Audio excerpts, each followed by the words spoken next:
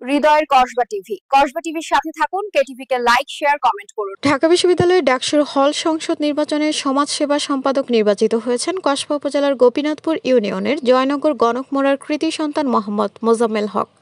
Staff reporter, Kasba TV news desk. শুনছিলেন সংবাদ শিরোনাম, এখন বিস্তারিত। কসবা টিভি। ঢাকা বিশ্ববিদ্যালয়ের ডাকসুর হল সংসদ নির্বাচনে সমাজসেবা সম্পাদক নির্বাচিত হয়েছেন কসবা উপজেলার গোপীনাথপুর ইউনিয়নের জয়নগর গণকমোড়ার কৃতি সন্তান মোহাম্মদ মোজাম্মেল হক।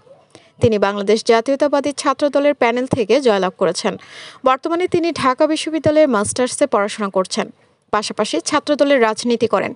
তিনি তার বিশ্ববিদ্যালয়ের হলে অত্যন্ত জনপ্রিয় একজন ছাত্রনেতা, যার ফলে শত প্রতিকূলতা সত্ত্বেও তিনি সমাজসেবা সম্পাদকে জয় হয়েছেন। তিনি বলেন, আমি ঢাকা বিশ্ববিদ্যালয়, আমার এলাকা ও দেশের জন্য কাজ করতে চাই।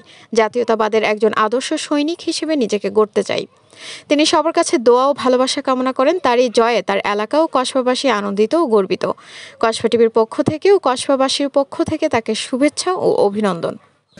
মোজাম্মেল হক পেয়েছে, ওটা শেষ, তাই তো দুজন ছিল।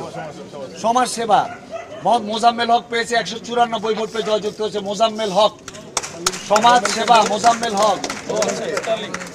মোহাম্মদ মোজাম্মেল হক তিনি বলেন, আমি ঢাকা বিশ্ববিদ্যালয়, আমার এলাকা ও দেশের জন্য কাজ করতে চাই।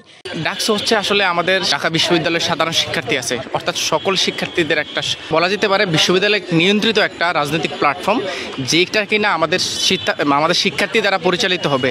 যে কোনো সিদ্ধান্ত যেটা আমাদের ছাত্রদের, সাধারণ শিক্ষার্থীদের পক্ষে আসে পরিচালনার ক্ষেত্রে, অর্থাৎ বলা যায় এটা একটা বিশ্ববিদ্যালয় নিয়ন্ত্রিত একটা রাজনৈতিক প্ল্যাটফর্ম, যেটার ভূমিকায় দেখবে সাধারণ শিক্ষার্থীরা। হৃদয়ের কসবা টিভির সাথে থাকুন। কেটিভিকে লাইক, শেয়ার, কমেন্ট করুন। শুনছিলেন বিস্তারিত। কসবা টিভি।